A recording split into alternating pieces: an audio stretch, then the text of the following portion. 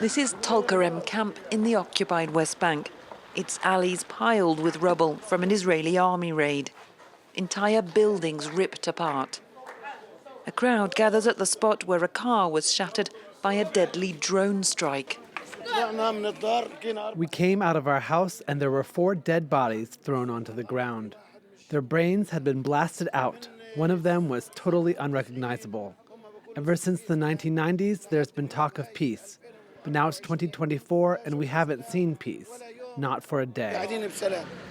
The Israeli troops marked their passage on the walls as they went. In this destroyed home, writing in Hebrew reads, the 7th of October 2023. We will not forgive.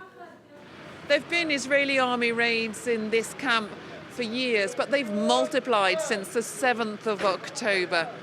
The most recent one lasted for 45 hours. 45 hours during which the Israeli army says it searched 1,000 homes, found 400 explosive devices and seized 27 firearms, here displayed in IDF footage. Tulkarem refugee camp is home to thousands of Palestinians descended from those displaced in 1948.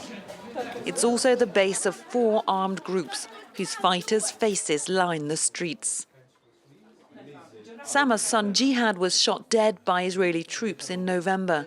In the latest raid, soldiers lived in her home and shot at her son's portrait.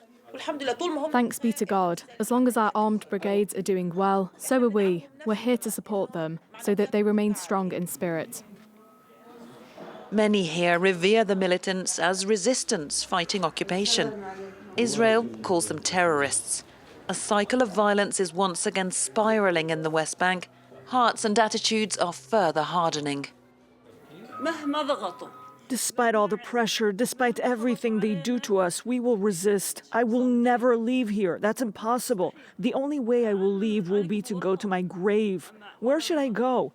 Do you think we're afraid? Do they want us to be quiet? We will never be quiet. We will resist. Hadra's home is damaged but intact. Others have been left with no shelter, so for now have to leave the camp. But say they'll be back, determined to fight for their land.